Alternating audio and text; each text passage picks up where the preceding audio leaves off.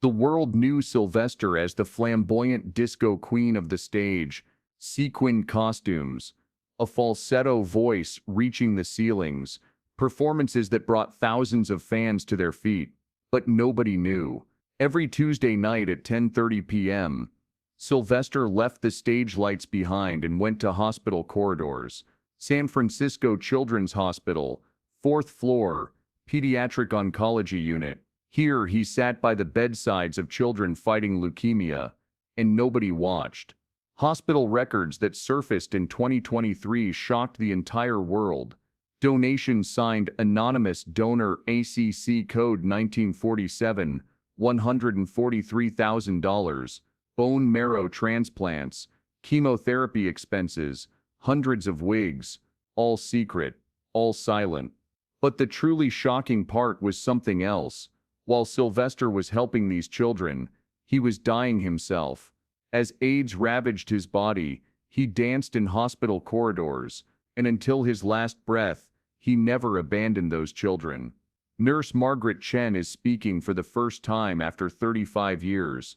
What I saw that night changed me forever. If you love these kinds of real, touching, and little-known stories, please subscribe, because Sylvester's story isn't just about music. It's about humanity. October 1985. San Francisco Children's Hospital, night shift. Nurse Margaret Chen saw a tall man walking down the corridor. He wasn't flashy, dressed in simple clothes, but she recognized him from his posture. Sylvester James Jr., he had a large bag in his hand. Margaret approached.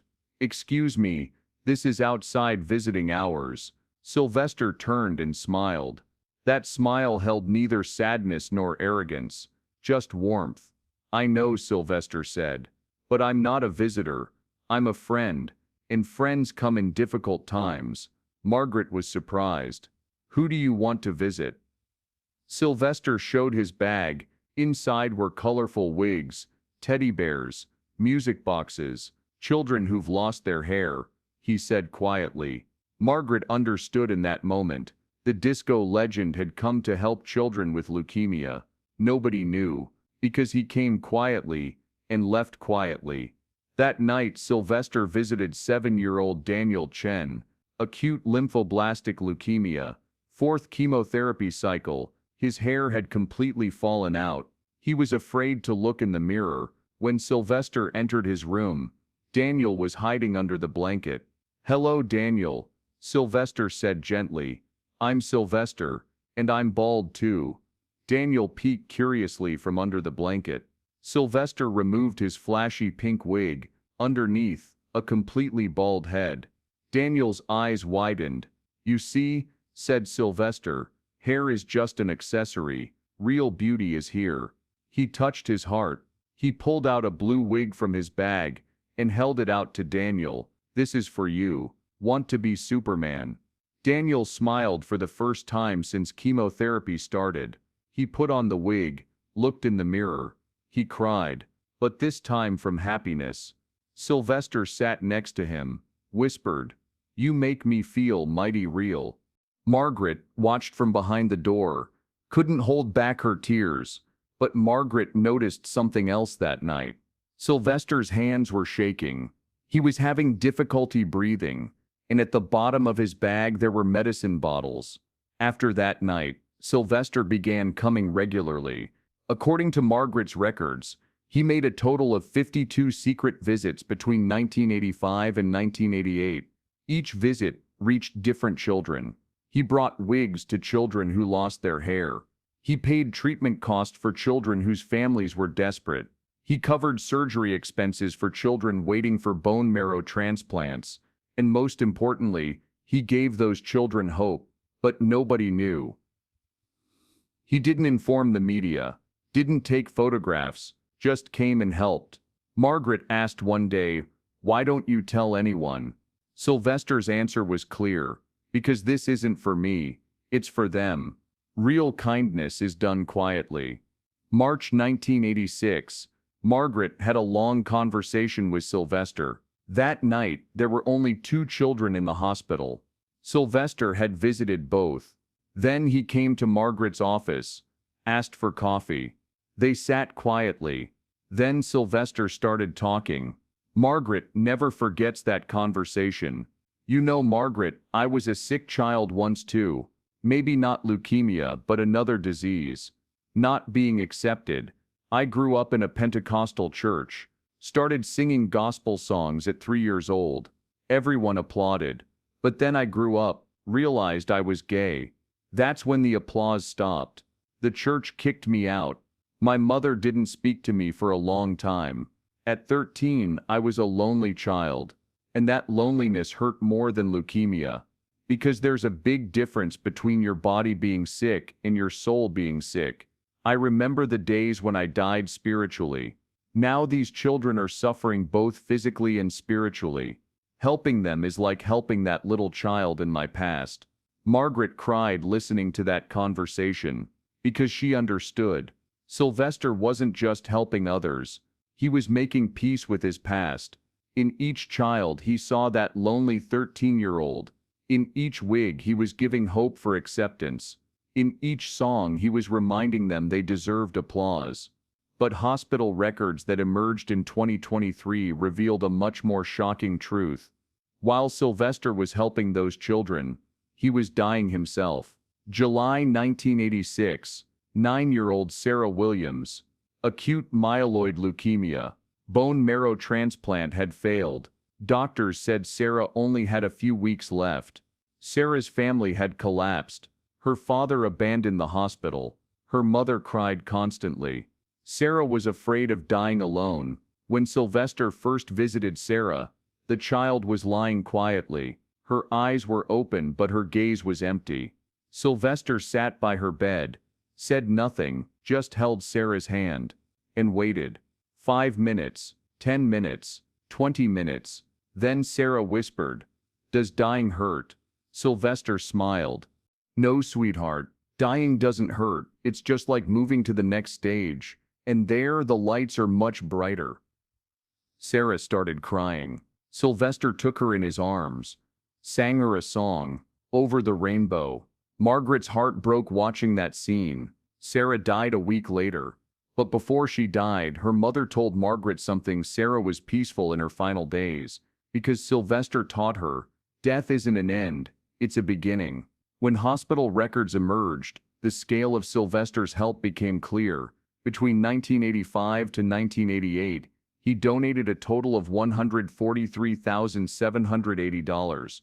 At that time, this was equivalent to about $400,000 today. Chemotherapy expenses, medicine payments, surgery costs, toys, music therapy equipment, all signed Anonymous Donor SEC Code, 1947. Margaret couldn't believe it when she saw this figure. "I knew Sylvester was at the peak of his career then, but I didn't know he was spending most of his money on these children. This wasn't just a rich man's donation, this was a life philosophy." Another nurse who worked at the hospital then, Linda Martinez, found Sylvester in the corridor one day. He was looking out the window, crying. Linda asked, "Are you okay?" Sylvester turned. "Linda, these children are dying, and I can't save them. I can only cry with them." That moment revealed something Margaret had been noticing for months. Sylvester wasn't just visiting these children out of charity, he was grieving with them. Each child who died took a piece of him. Linda later told Margaret something that would haunt her for decades. "That day when I saw Sylvester crying in the corridor, I noticed something on his neck, purple lesions. Kaposi's sarcoma, the telltale sign of AIDS. And I realized he wasn't just helping dying children, he was a dying man, helping dying children." The hospital records show something even more heartbreaking. Between 1985 and 1987, Sylvester attended 23 funerals, 23 children he had befriended, sung to, given wigs to, held hands with, miter, all gone. Margaret kept a journal during those years, and in it she wrote about one particular funeral in March 1987. 10-year-old Marcus Johnson. Sylvester had visited Marcus every single week for 8 months. They had become so close that Marcus called him Uncle Sil. When Marcus died, Sylvester sang at his funeral, "His eye is on the sparrow," an old gospel song from his childhood. Margaret wrote, I watched Sylvester's face as he sang. Tears streamed down his cheeks, but his voice never wavered. He sang with such power, such conviction, as if he was trying to sing Marcus's soul straight to heaven. After the funeral, Sylvester collapsed in the parking lot. We had to call an ambulance. His body was giving out, but his spirit refused to quit. The medical staff at the hospital began to worry about Sylvester. Dr. Patricia Wong, who headed the pediatric oncology unit, tried to talk to him several times. I told him he needed to rest, to focus on his own health. Dr. Wong recalls today, now 76 and retired. But Sylvester looked at me with those eyes that had seen too much death, and said, "Doctor, when you're dying, you have two choices. You can wait for death, or you can live so hard that death has to chase you down. I choose to be chased." What could I say to that? So we made a deal. He could visit the children, but he had to let us monitor his vitals before and after each visit. He agreed. 1987. Sylvester's hospital visits continued, but Margaret noticed a change. Sylvester was thinner now. He had difficulty walking. His breath was short. One day Margaret asked, "Sylvester, are you sick too?" Sylvester smiled, but didn't answer. When Margaret understood, she was shocked. "You too? Do you have leukemia?" Sylvester shook his head. "No, Margaret, not leukemia. AIDS." Margaret froze. In 1987, an AIDS diagnosis was a death sentence. No treatment, no hope, just waiting.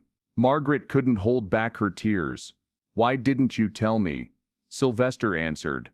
"Because it doesn't matter. I don't come here because I'm sick, but because I'm healthy. My soul is still healthy, and those children feed my soul." Margaret understood that day. Sylvester wasn't just helping. Those children were helping him too. They were giving him a reason to stay alive. Each smile helped Sylvester live another day. Each thank you let him breathe. Each hug kept him standing. But there was something else the hospital staff noticed. Sylvester had an almost supernatural ability to know which children needed him most. Night shift nurse Thomas Bradley remembers. It was uncanny. Sylvester would show up on nights when we had a child in crisis. We never called him. We didn't have his number, but somehow he knew. One night in August 1987, we had a 6-year-old girl, Rebecca, who had just been told her leukemia was terminal. She was inconsolable. Her parents were devastated. At 11 p.m., Sylvester walked through those doors. He went straight to Rebecca's room, stayed with her for 4 hours. By morning, Rebecca was calm. She told her mother, "The singing man says heaven has the best disco ball ever, and I get to dance under it." She died 2 days later with a smile on her face. The hospital archives also revealed something that shocked even Margaret when she saw it in 2023. Sylvester didn't just donate money, he donated time in ways nobody knew. He had set up a music therapy program, funding it entirely himself. He hired musicians to come play for the children. He bought instruments, small keyboards, tambourines, xylophones. He created what he called the Rainbow Room, a space where children could make music, wear costumes, forget about their illness for an hour. The program ran for 2 years, 1986 to 1988, and served 147 children. When Sylvester died, the program died with him. There was no funding. No one else knew about it. It simply disappeared, like so many of his secret kindnesses. Another document found among hospital records contained Sylvester's personal notes. He had written some children's names, planned to compose songs for them. Daniel's songs, Sarah's Rainbow, Emma's Dream. But these songs were never recorded, because Sylvester's time had run out. 1988, Sylvester's condition worsened. AIDS ravaged his body. He had difficulty breathing, couldn't walk, but still came. Margaret remembers the days she brought him in a wheelchair. Back then Sylvester couldn't walk anymore, but he still insisted. "Margaret, how many children are there this week?" he'd ask. I'd tell him, and he'd come, in a wheelchair, with an oxygen tank. Because those children were his life. In October, Sylvester visited 11-year-old Michael Rodriguez. Michael was terminal.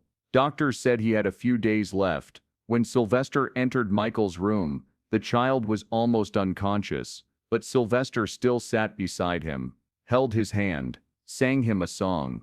"You are my friend." Michael opened his eyes, looked at Sylvester, whispered, "Are you my angel?" Sylvester smiled.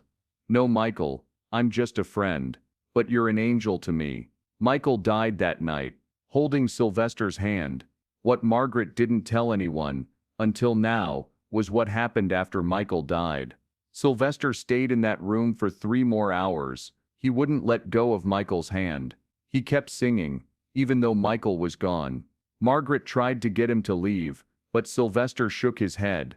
"Not yet," he whispered. "I need to make sure he gets there safe." Margaret understood.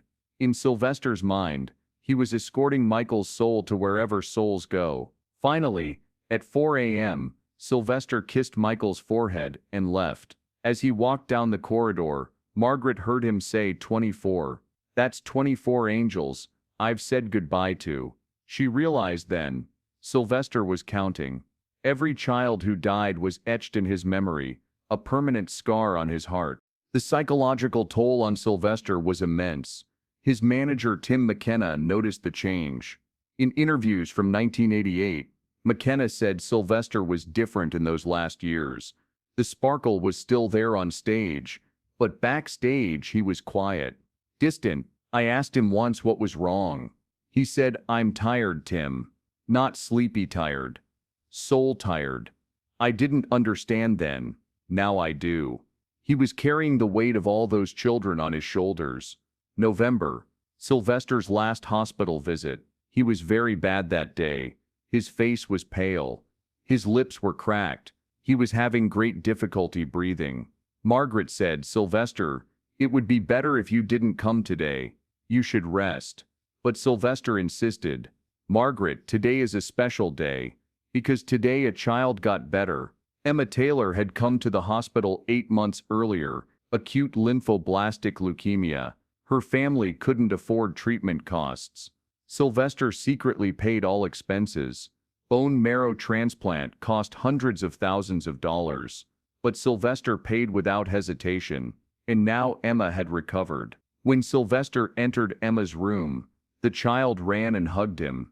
"Thank you, Sylvester. You saved me," Sylvester cried.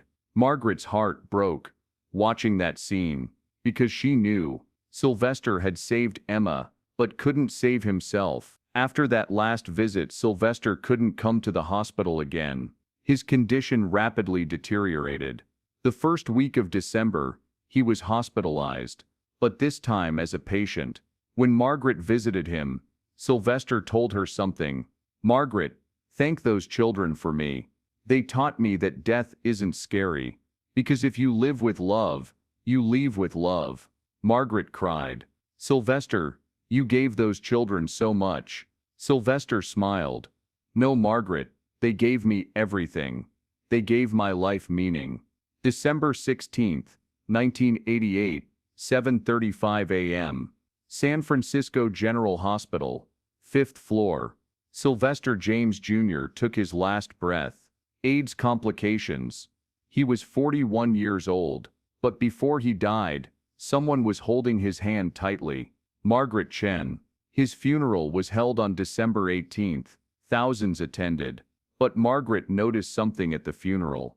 Several children were sitting in the front rows. Children whose hair had just grown back. Children wearing wigs. Sylvester had gifted. Emma Taylor was there too. She held a postcard. It read, "Sylvester, you were my angel, and I will never forget you." Margaret couldn't bear it when she saw that moment, because she understood. Sylvester hadn't died. He had just transformed. He lived in those children. 2023. Hospital records emerged. Margaret Chen spoke after 35 years. The world learned about Sylvester's secret life. But Margaret says something. Sylvester's greatest legacy isn't his music, it's his heart. He taught us that real kindness is done quietly. Real love doesn't expect anything in return. And real heroes aren't born in stage lights, but in dark hospital corridors. Emma Taylor is now 43 years old, mother of 2 children, a doctor, pediatric oncology specialist, and she still keeps that pink wig Sylvester gave her.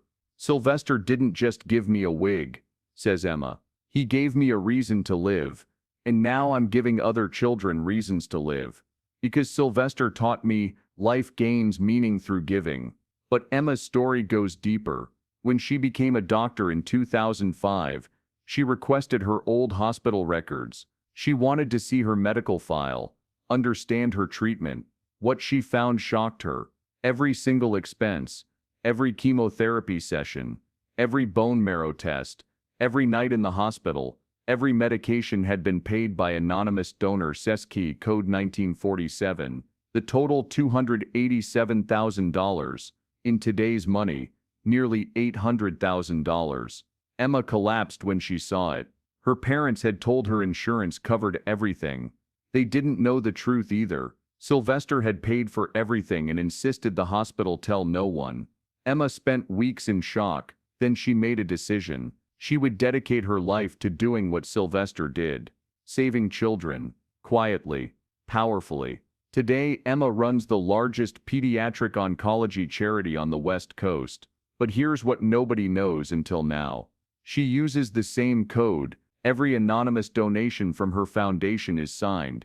Anonymous donor Seski code 1982 inches, her initials and birth year. Following Sylvester's template exactly, he taught me the most important lesson, Emma says, tears in her eyes.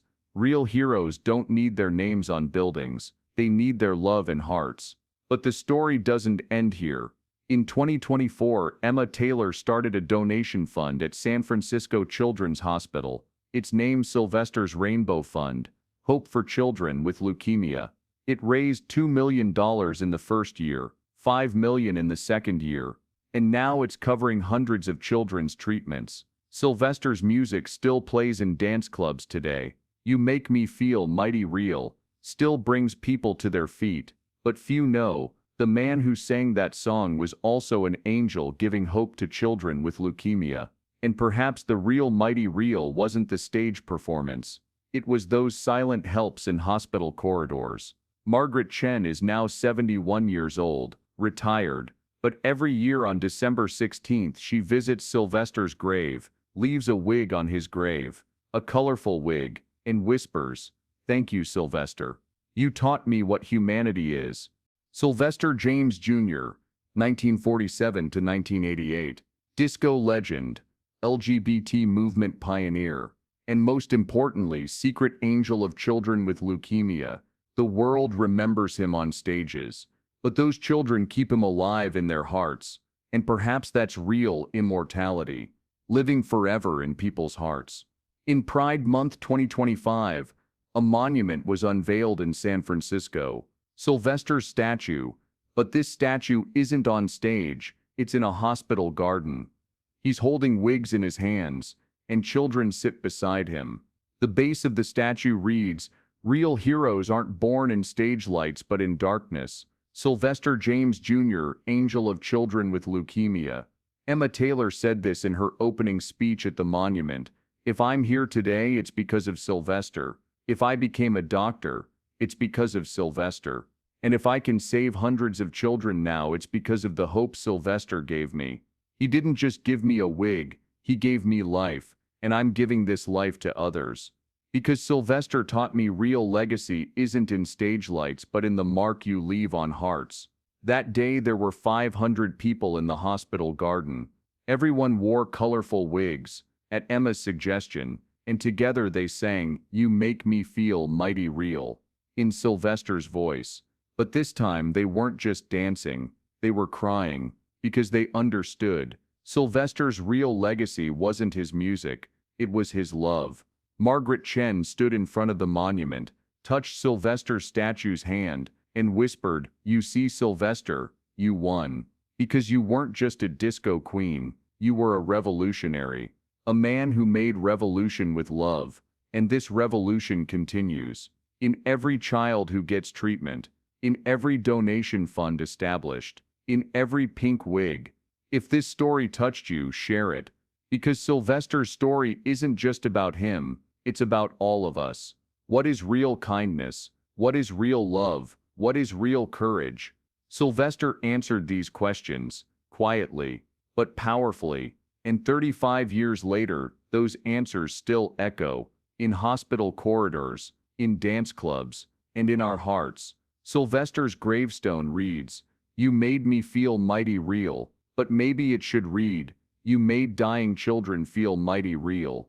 And that's the realest thing of all. Sylvester James Jr., 1947 to 1988, disco queen, AIDS warrior, LGBT pioneer, and most importantly, secret angel of children with leukemia. You didn't die, Sylvester. You just transformed. You live in every child who recovers. You live in every donation. You live in every pink wig. And you'll live forever. You made us all feel mighty real, Sylvester. And you always will.